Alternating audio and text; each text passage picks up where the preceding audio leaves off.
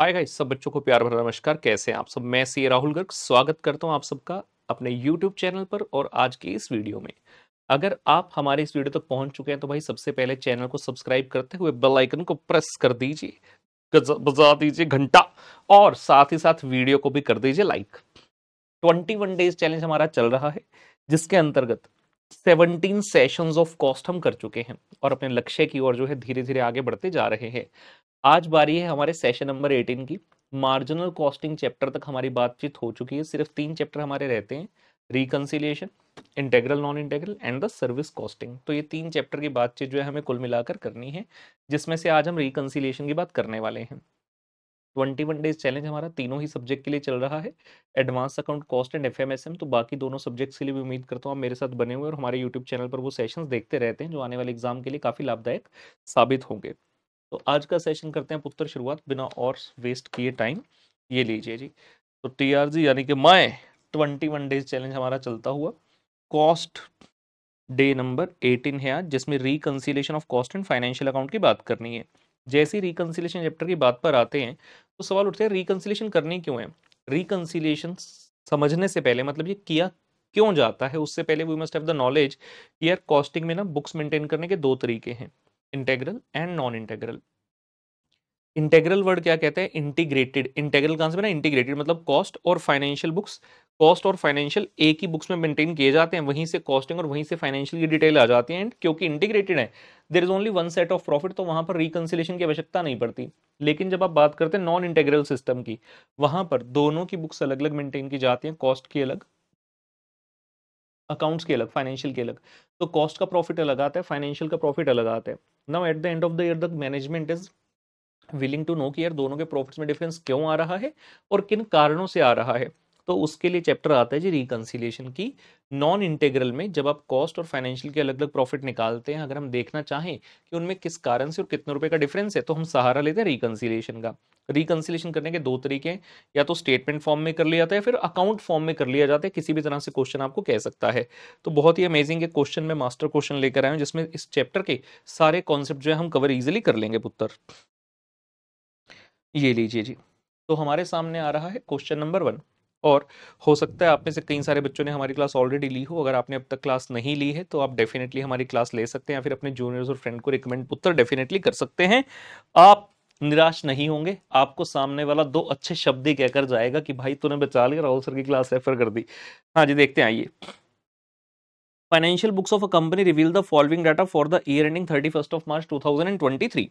तो 31 मार्च 2023 को year and हुआ, डाटा है उसका। सबसे पहले कहता है जी ओपनिंग स्टॉक है और ड्यूरिंग द ईयर वाली ट्रांजेक्शन्स बताई गई और उसके बाद नीचे क्लोजिंग स्टॉक बताया गया। देख लेते हैं। क्वेश्चन कह रहा है जी ओपनिंग स्टॉक के अंतर्गत एफजी के ओपनिंग स्टॉक है 875 यूनिट्स और डब्ल्यूआईपी का ओपनिंग स्टॉक है। ड्यूरिंग देयर मटेरियल कंज्यूम हुआ, लेबर हुआ, फैक्ट्री ओवरहेड है, गुडविल रिटर्न ऑफ। अब ये सिर्फ अकाउंट्स में आने वाली चीज है, कॉस्टिंग में नहीं आती। एडमिन ओवरहेड है, डिविडेंड पेड, ये भी सिर्फ अकाउंट्स में आता है। बैड डेट सिर्फ अकाउंट्स में आता है। सेलिंग एंड डिस्ट्रीब्यूशन ओवरहेड है। इंटरेस्ट रिसीव सिर्फ अकाउंट में आता है। रेंट रिसीव सिर्फ अकाउंट्स में आता है, आपका कॉस्टिंग में नहीं आता। कहता है सेल्स की 14,500 यूनिट्स की वैल्यू आ गई, ठीक है। क्लोजिंग स्टॉक की बात करें, एफजी के हैं 375 यूनिट और वैल्यू बता दी और डब्ल्यूआईपी की भी वैल्यू बता दी। जहां तक कॉस्ट की बात है, ऑब्वियसली कॉस्ट अकाउंटिंग में खर्चों को लिखने का तरीका अलग होता है। तो फैक्ट्री ओवरहेड जो होंगे वो 60% ऑफ डायरेक्ट वेजेस है। एडमिनिस्ट्रेशन ओवरहेड जो है वो 20% ऑफ फैक्ट्री कॉस्ट है। अगर यूजुअली आपको admin overhead as a percentage of factory cost दे तो आप उसको रिलेटेड टू प्रोडक्शन एक्टिविटी मान सकते हैं। सेलिंग एंड डिस्ट्रीब्यूशन ओवरहेड है 8 रुपये पर यूनिट सोल्ड। ध्यान रखना ये सिर्फ कौन से यूनिट्स पर आएगा? जो सेल वाले यूनिट्स हैं, 14,500 यूनिट्स पर खर्चा आएगा। Opening stock of FG valued at 208 है। जब आप कॉस्ट शीट बनाएंगे तो उसमें 208 रुपए पर ओपनिंग स्टॉक को वैल्यू कर लेना। कहते हैं जी डब्ल्यूआईपी के लिए कंपनी सेम कॉस्ट पर वैल्यू करती है for financial as well as costing. मतलब डब्ल्यूआईपी का ओपनिंग क्लोजिंग सेम रहेगा। एफजी का ओपनिंग बता दिया, क्लोजिंग आपको खुद से निकालना पड़ेगा। ऑप्शन होती है फीफो लगाएं या weighted average. Institute normally FIFO को बेटर मानता है, आप दोनों में से कोई भी लगा दे। नोट लिख कर आना है, मैं फीफो वाला करा दूंगा इस क्वेश्चन में आपको। रिक्वायर्ड क्वेश्चन कहता है जी prepare the statements for the year ending showing the profit as per financial record, profit as per costing record. Profit as per financial के लिए क्या बनाना है? Trading and P and L account. और profit as per costing के लिए पुत्र क्या बनाना पड़ेगा? Cost sheet. और साथ में कहते हैं जी क्या करो? Present a statement reconciling the profit of costing with the profit as per financial record. तो आपको दोनों की एक एक करते हुए पहले स्टेटमेंट बनानी है और उसके बाद रिकंसाइल कर लेना है, ठीक है। तो चलिए सबसे पहले बनाते हैं जी trading and P and L account. Trading and profit and loss account for the year ending 31 March 2023। Question में जो जो डाटा दिया कॉपी पेस्ट कर लेते हैं। सबसे पहले opening stock of FG and WIP दिया था, कॉपी कर लिया। मटेरियल कंज्यूम, डायरेक्ट लेबर, जो भी आपको गिवन डाटा में फिगर्स हैं, factory overhead, goodwill, admin overhead, dividend, bad debt, selling overhead, जितने भी डेबिट साइड एक्सपेंस की या लॉस की नेचर के आइटम है सबको कर लिया डेबिट। क्रेडिट साइड पर लिख देंगे जी, उसने बोला सेल्स किया 41,60,000 का, closing stock of FG and WIP given है, इंटरेस्ट और रेंट भी गिवन था। सारी item simple to simple copy paste आपने कर लेनी और यहां से आपके पास आ गया जी नेट प्रॉफिट 67,084 का। प्रॉफिट एज पर फाइनेंशियल निकालना बेहद आसान है। अब चलते हैं, बारी है कॉस्ट की। तो कॉस्ट शीट बना रहे हैं जी for the year ending 31 March 23। Start कहां से करते हैं? Material consume. मटेरियल कंज्यूम और लेबर की वैल्यू जो क्वेश्चन में दी है अकाउंट्स के पर्पस के लिए सेम टू सेम वैल्यू यहां पर लिख ली और आपका टोटल वैल्यू आ गया जी प्राइम कॉस्ट 24,60,000। फिर बारी है फैक्ट्री ओवरहेड की। क्वेश्चन ने क्या था, जो फैक्ट्री ओवरहेड है वो वेजेस का 60% है, तो आपकी जो वेजेस है 9 लाख उसका 60% कर लीजिए, 540 आ गया। तो ये आ गया जी हमारे पास gross factory cost on FG and WIP 30 lakh. इसके बाद आप डब्ल्यूआईपी के स्टॉक की एडजस्टमेंट कीजिए, ओपनिंग स्टॉक को कर लिया ऐड और क्लोजिंग स्टॉक को कर लिया माइनस, सेम वैल्यू जो क्वेश्चन में गिवन थी। तो आपके पास आ गई जी net factory cost on FG पुत्र 29,86,666। अब एडमिन ओवरहेड वो वाले आते हैं यहाँ पर अगर रिलेटेड टू प्रोडक्शन है, क्योंकि क्वेश्चन ने एडमिन ओवरहेड बताया है 20% ऑफ फैक्ट्री कॉस्ट है, क्योंकि फैक्ट्री कॉस्ट से रिलेट कर रहे हैं तो हम यही मानते हुए चलेंगे कि ये वाला एडमिनिस्ट्रेशन ओवरहेड आपका रिलेटेड टू प्रोडक्शन है। कितना है फैक्ट्री कॉस्ट? ध्यान रहे एक ग्रॉस कॉस्ट होती है एक नेट। आपने कभी भी कोई चीज परसेंटेज ऑफ फैक्ट्री कॉस्ट दी हो तो नेट फैक्ट्री कॉस्ट का परसेंटेज लेना है। तो 29,86,666 का 20% कर लिया तो एडमिन ओवरहेड आ गया जी 597,333,4 एंड ये कॉस्ट ऑफ प्रोडक्शन आ गया जी 35,84,000। इसके बाद बारी आती है जी ओपनिंग एंड क्लोजिंग स्टॉक की। ओपनिंग स्टॉक ऑफ एफजी के यूनिट से 875, क्वेश्चन है का 208 पर वैल्यू कर लेना, ठीक है। क्लोजिंग स्टॉक हम किससे कर रहे हैं जी? फीफो मेथड के थ्रू। क्लोजिंग स्टॉक कैसे कर रहे हैं हम? फीफो मेथड के थ्रू कर रहे हैं। फीफो मेथड सिंपली क्या कहता है कि आपकी करंट कॉस्ट ऑफ प्रोडक्शन कितनी है डिवाइड बाय आपने कितने यूनिट प्रोड्यूस करे मल्टीप्लाई बाय क्लोजिंग स्टॉक के यूनिट। आपके क्लोजिंग स्टॉक के यूनिट 375 है, हमें 375 को मल्टीप्लाई करना है कॉस्ट पर यूनिट के साथ। वो कैसे आएगी? टोटल हमारी कॉस्ट है 35,84,000 की, मुझे इसको डिवाइड करना है कि कितने यूनिट प्रोड्यूस किए। क्वेश्चन ने क्लियरली नहीं बताए थे तो आप निकाल सकते हैं उसको वर्किंग नोट में इस प्रकार से। फॉर्मूला बड़ा आसान होता है जी, सेल के units closing stock units add कर लो और ओपनिंग के यूनिट माइनस कर लो, तो ये आपकी प्रोडक्शन आ गई 14,000, यानी कि हमने करंट पीरियड में 14,000 यूनिट प्रोड्यूस करे थे। तो 35,84,000 को डिवाइड बाय 14,000 कीजिए, पर यूनिट कॉस्ट आ गई मल्टीप्लाई 375, ये 96,000 आ जाता है and accordingly your cost of goods sold comes out to 36,70,000। उसके बाद सिर्फ एक खर्चा ऐड करने रहेगा, that is the selling and distribution overhead. Question ने कहा था 14,500 यूनिट आपने सेल किए, 8 रुपए की कॉस्ट है तो 1,16,000 हो गया जी। Accordingly you get your cost of sales as 37,86,000। Sales का वैल्यू क्वेश्चन में आपको गिवन है कितना? 41,60,000 का। तो बैलेंसिंग फिगर आपके पास आ जाता है जी प्रॉफिट 3,74,000 रुपए। तो हमारे पास profit as per financial record भी आ गया, प्रॉफिट एज पर कॉस्टिंग भी आ गया। अब हमें इन दोनों को करना है रिकंसाइल। तो हम profit as per cost accounting से करते हैं स्टार्ट 3,74,000 और चेंजेस करते करते हमें प्रॉफिट एज पर फाइनेंशियल निकाल लेना है, जो कि ट्रेडिंग पीरियड में 67,084 आया था आपका। जब भी रिकंसिलेशन करेंगे सबसे पहले ऐसी आइटम्स को ले लीजिए जो सिर्फ फाइनेंशियल में कॉस्ट में नहीं है। फाइनेंशियल में कई सारी ऐसी आइटम थी, अगर आपको ये तो क्रेडिट साइड पर था इंटरेस्ट और रेंट, डेबिट साइड पर आपका था गुडविल, रिटर्न ऑफ डिविडेंड और बैड डेट। तो ये 5 चीजें ऐसी हैं डेबिट और क्रेडिट की मिलाकर जो सिर्फ फाइनेंशियल में है। अब अगर आपको कॉस्टिंग का प्रॉफिट से हम स्टार्ट कर रहे हैं, कॉस्टिंग का प्रॉफिट फाइनेंशियल से मैच करना है तो आपको कॉस्टिंग में भी ये सभी चीजें लिखनी चाहिए थी। तो हम कह रहे हैं जी इंटरेस्ट और रेंट को कीजिए ऐड 90,000 और 36,000, गुडविल, डिविडेंड और बैड डेट 2 लाख 1,70,000 और 24,000 को माइनस कर दीजिए। ये तो वो वाली आइटम्स होगी जो डायरेक्टली फाइनेंशियल ओनली में थी। अब आती है बात, क्या कोई ऐसी आइटम है जो ओनली कॉस्ट में लिखी है? जी नहीं, ऐसी कोई आइटम नहीं है। तो अब हम उन आइटम की बात करेंगे जो फाइनेंशियल में भी लिखे हैं, कॉस्ट में भी लिखे हैं, लेकिन उनका अमाउंट का डिफरेंस है। तो एक एक करते हुए स्टार्ट करते हैं। अगर आप देखेंगे ओपनिंग, ठीक है, हम कहां से स्टार्ट करें? ठीक है, ट्रेडिंग पैनल से स्टार्ट करते हैं।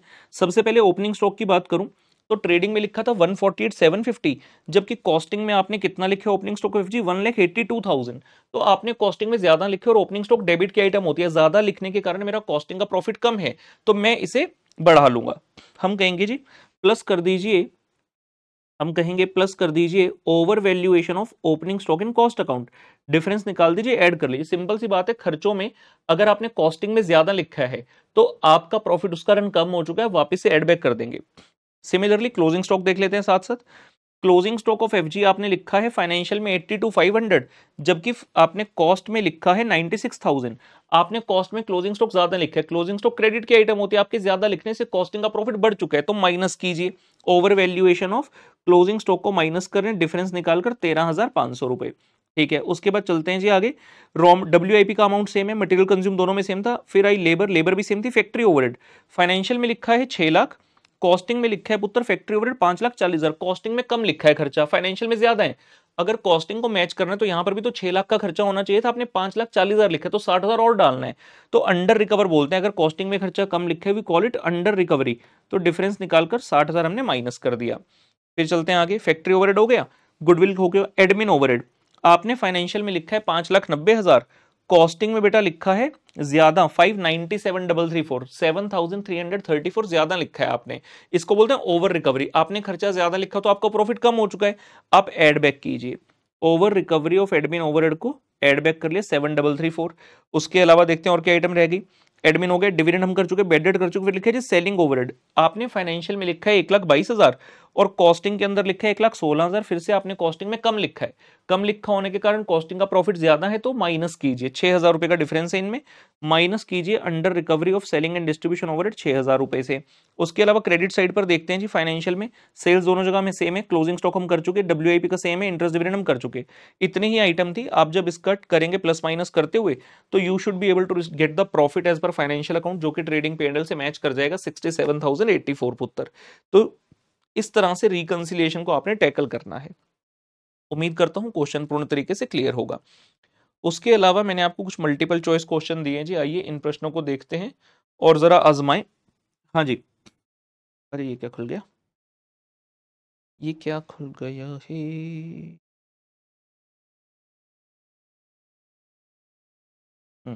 शायद इसमें कहीं क्लिक हो गया होगा। ये मैं बता रहा था कि आपके पास यहाँ पर नीचे लिंक्स दिए गए हैं, आप किसी पर भी क्लिक करेंगे तो रिस्पेक्टिव लिंक आपके पास खुल जाएगा। ठीक है ना। तो आपके पास यूट्यूब का लिंक भी है, आपके पास टेलीग्राम का लिंक भी है, इंस्टाग्राम का लिंक है, भाई सब जगह जुड़ जाओ, बहुत ही मजा आता है बच्चों के साथ जुड़कर जी।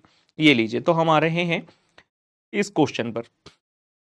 क्वेश्चन नंबर 2 कहता है जी, which of the following items is included in the cost account. कहते हैं इनमें से बताना कॉस्ट अकाउंटिंग में कौन सी आइटम आती है। पहला notional rent, donation, transfer to general reserve या रेंट रिसीवेबल। ना तो ये आता है, ना ये आता है, ना ये आता है। बच्चे कहते हैं सर हमने तो नोशनल भी नहीं सुना। जिन बच्चों ने मुझसे क्लास नहीं ली, हो सकता है आपने ना सुना हो, लेकिन भाई नोशनल रेंट बड़ी इंपॉर्टेंट चीज होती है। इम्प्लिसिट कॉस्ट, इस क्वेश्चन का आंसर यही है, नोशनल रेंट। नोशनल रेंट का मतलब है, मान लो मैंने कहीं पर अपना ऑफिस खोलना है, अब ऑफिस का रेंट है जी 1,00,000 रुपए, लेकिन मेरे पास खुद की स्पेस पड़ी तो मैंने वहीं से अपना ऑफिस चालू कर लिया, तो क्या मैं किसी को रेंट दे रहा हूँ? आंसर है नहीं। लेकिन कॉस्ट अकाउंटिंग में ऐसे खर्चों को भी डाला जाता है, उसको बोलते हैं नोशनल रेंट।